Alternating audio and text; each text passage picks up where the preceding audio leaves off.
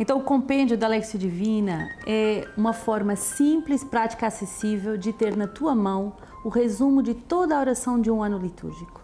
Com esse livro, você não vai perder a tua oração, você vai registrar dia após dia o conteúdo da tua oração. E a oração vai se transformar vida, vai se transformar em decisões, em práticas concretas. Essa palavra é tão poderosa que um só versículo pode mudar toda a sua vida.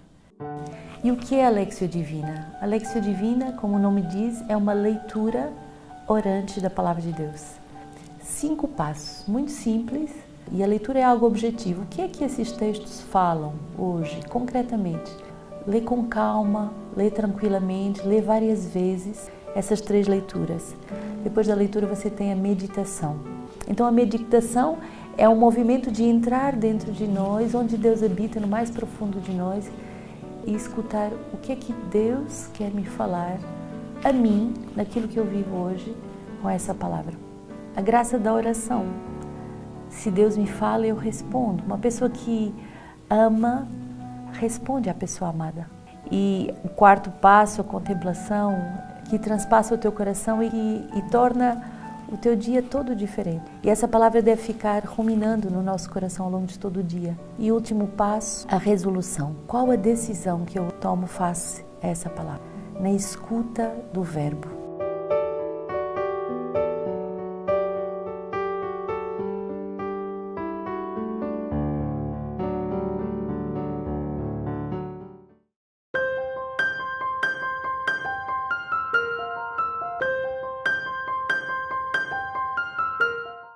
Bom dia, queridos irmãos, é com muita alegria que estamos juntos de novo, depois desse belíssimo Festival das Famílias. O nosso coração ainda transborda de alegria, chovem testemunhos de ação de graças de famílias, de padres, de consagrados, de bispos, agradecendo à comunidade por esse primeiro festival internacional. Creio que foi uma audácia do Espírito Santo, mas com toda a ajuda de todas as casas, de todos os irmãos que trabalharam noite e dia para que você pudesse viver essa grande graça no mundo inteiro, em 6 línguas, tantas famílias foram abençoadas. Então ainda estamos nessa alegria de receber todos os testemunhos, todo o efeito da palavra de Deus, que não é proclamada sem produzir efeito. De verdade, estamos numa grande ação de graças e agora, noite e dia, também na adoração perpétua, continuamos rezando por você, pela sua família, por tudo que Deus semeou e abriu como visão espiritual para a sua vida e para o seu coração. E se você está me ouvindo e não sabe o que é que eu estou falando,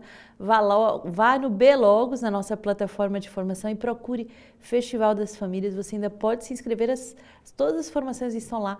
E você pode ter acesso a uma vastíssima biblioteca de formação para as crianças, os adolescentes, jovens, adultos e os avós também. Então foi esse festival inédito desse ano, o Festival dos Avós, e que foi muito, muito abençoado também.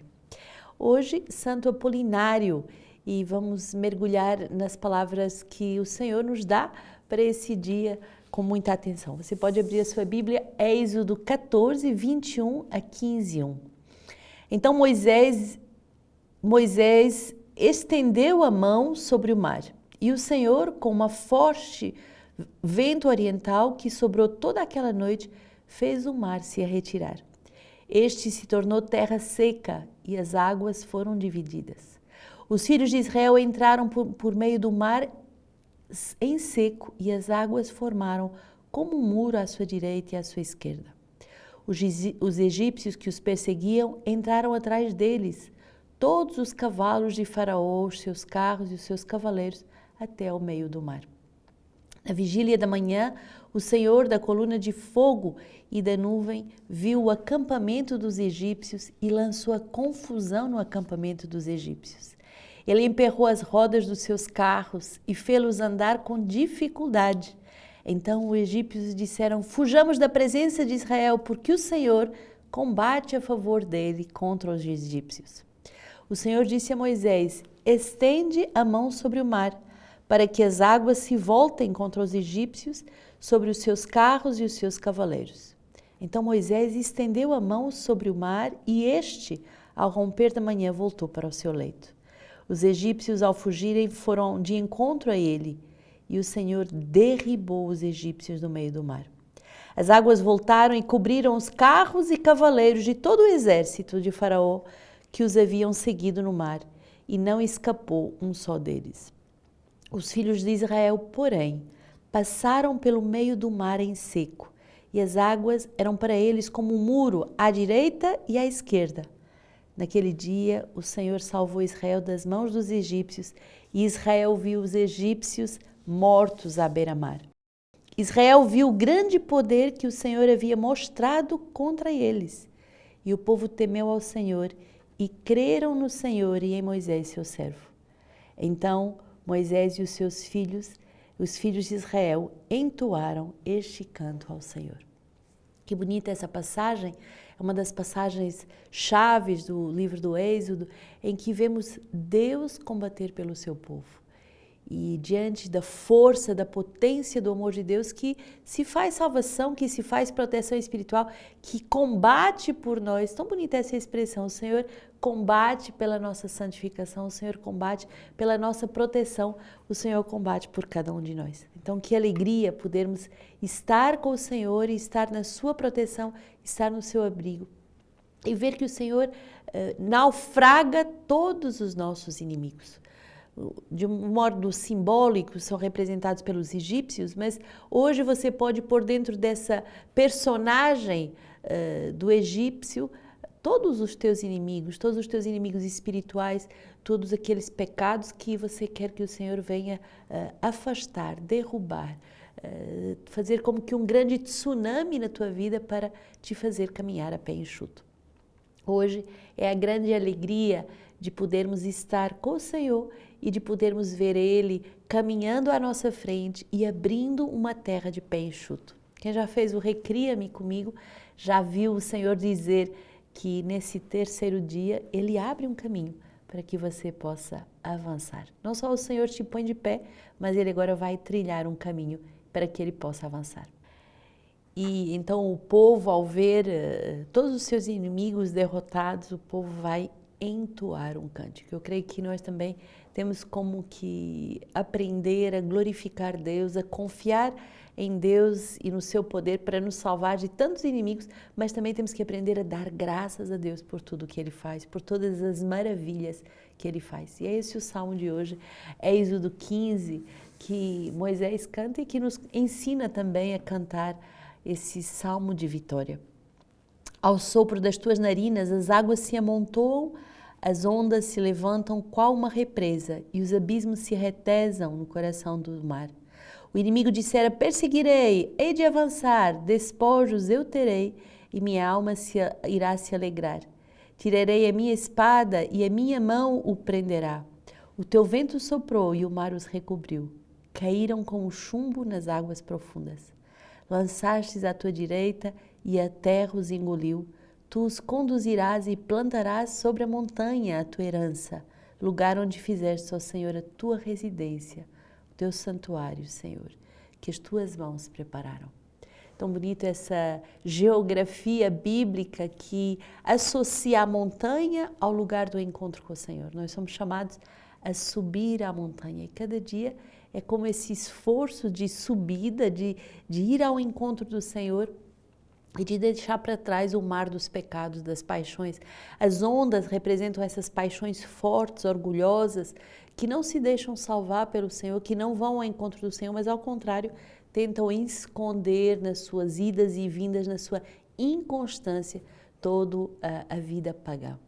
O Senhor quer nos tirar do mar para nos dar uma terra a pé enxuto. O Senhor quer, mais do que isso, nos fazer subir a montanha. E cada dia, através da Lectio Divina, cada dia, através da meditação da Palavra de Deus, verdadeiramente nós podemos ter o nosso coração inflamado de amor por Deus e o desejo de o ver face a face. E por isso aceitar aquilo que nós vivemos como constrangimento para subir a montanha.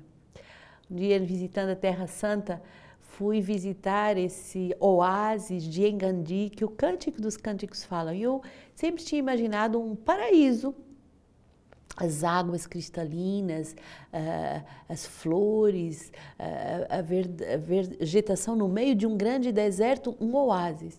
Mas, irmãos, para subir a esse oásis são montanhas escarpadas e quanto devemos nos esforçar para subir até o topo da montanha. Vale a pena todo o esforço da subida, vale a pena esse desejo de ir ao encontro com Deus, vale a pena deixar para trás tudo que são paixões, tentações, inconstâncias, vale a pena ser de Deus.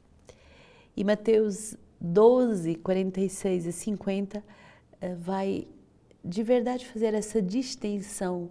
Quem são aqueles que verdadeiramente são da família de Jesus?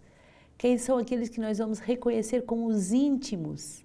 Não são laços de carne nem de sangue que vão dar essa distinção daqueles que seguem o Senhor, mas é verdadeiramente aqueles que trazem o traço distintivo dos amigos de Jesus, que é escutar a sua palavra e pô-la em prática. Estando ainda fora a falar às multidões, a sua mãe e os seus irmãos estavam procurando falar-lhe. E Jesus respondeu àquele que o avisou: quem é minha mãe e quem são os meus irmãos? Jesus respondeu àquele que o avisou: quem é a minha mãe e quem são os meus irmãos? E apontando para os discípulos com a mão disse: aqui estão a minha mãe e os meus irmãos. Porque aquele que fizer a vontade do meu Pai que está nos céus, esse é meu irmão, irmã e mãe. Bonito essa radicalidade com que o Senhor não rejeita laços carnais, mas Ele eleva o nível. Ele diz que o que é mais importante é esse laço espiritual de sequela Christi. Seguir Jesus. Seguir Jesus não porque somos cristãos, batizados, porque nascemos na família de Jesus, na família da igreja, mas porque todos os dias aprendemos a escutar a palavra de Deus e ir até as montanhas do Senhor, ir até ao coração de Deus, ir até ao seu coração. Santo Apolinário vai nos dar justamente esse testemunho de alguém que aceita ir até as montanhas do Senhor. Nesse mesmo dia, vamos comemorar a dedicação da Basílica Santa Maria Maior, em Roma, e lembramos da alegria e da vida de santidade do mais antigo bispo de Ravenna, Santo Apolinário. Ele vai nascer no século I, numa família pagã, e foi convertido justamente em Roma através de uma pregação de São Pedro. Que bonito! Estamos nos primórdios da igreja, o primeiro Papa, Pedro, que através da pregação da palavra de Deus gera outro santo. De verdade, a vida cristã é gerar santos pelo poder da palavra, não porque é uma elite, não porque temos laços, como se fosse uma herança de laços em laços humanos, não, porque através da palavra nós gestamos Cristo no outro, nós geramos Ele para Cristo, nós tornamos Ele Filho de Deus pelo poder da palavra de Deus. Ele é como regenerado, Ele é gerado de novo, Ele é reapresentado ao próprio Deus. E no tempo de Apolinário, o paganismo era terrível, o sincretismo, isto é, a mistura de crenças, dominava todo o império, e por isso todo evangelizador corria grande perigo de vida. A missão da evangelização do norte da Itália foi então confiada a esse apóstolo do Senhor pela pregação, e ele vai edificar a igreja de Ravenna e torna-se depois polo do cristianismo logo a seguir a Roma. Então, outro foco de incêndio do cristianismo nessa igreja nascente. E por causa de Jesus Cristo, por causa do seu reino, ele vai lutar contra as tentações, contra esse mar revolto dentro do seu coração, permanece fiel, sofre com coragem e suporta mesmo as torturas como confessor, e mais tarde ele vai sofrer o martírio.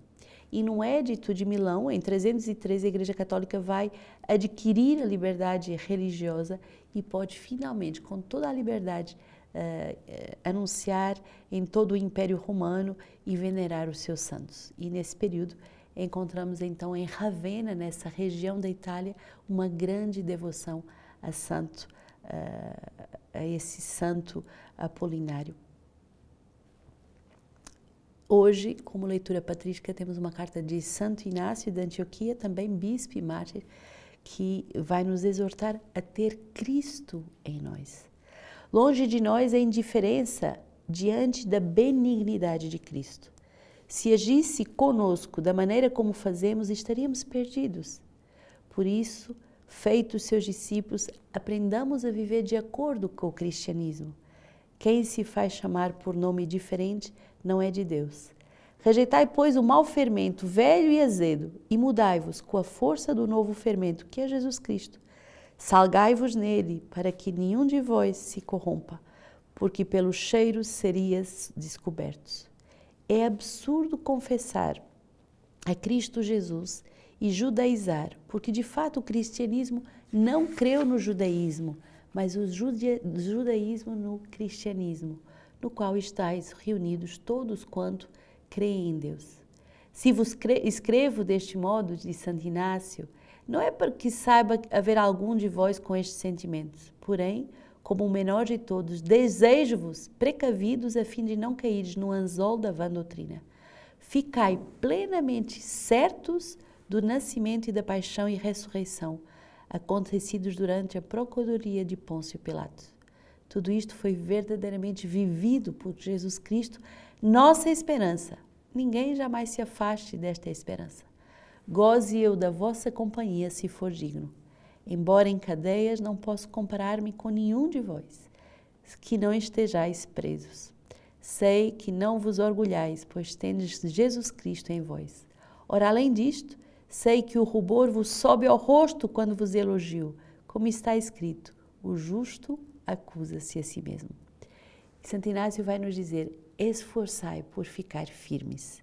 Firmes no Senhor, como apóstolos, firmes no Senhor, para que tenham bom êxito na carne e no espírito, pela fé e pela caridade, tudo quanto fizerdes, pelo Filho, no Pai e no Espírito Santo, no princípio e no fim, e como o vosso digno bispo e a bem desejada coroa espiritual do vosso presbitério, juntamente com os diáconos agradáveis a Deus.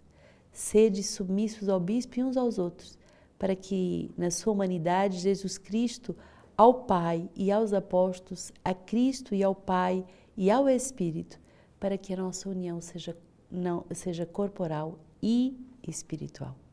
Exortai-vos com brevidade, lembrai-vos de mim em vossas orações, para que consiga alcançar a Deus. E lembrai-vos também da igreja que está na Síria, da qual não sou digno de ser contado. Necessito da vossa unida oração e da caridade em Deus. Que a igreja que está na Síria mereça ser orvalhada pela vossa igreja. Podemos hoje continuar a rezar pela igreja na Síria e por tantos lugares onde os cristãos são perseguidos e onde não é possível expressar livremente a nossa fé. E que o Senhor verdadeiramente hoje nos dê uma fé sedenta de subir a montanha, uma fé firme, que Ele vence, já venceu e vencerá todos os nossos inimigos e nos dá uma sequela crístia, a pé enxuto, para ir com Ele até aos confins da terra, anunciar o Evangelho com todos os santos. E hoje, com essa ajuda, Santo Apolinário.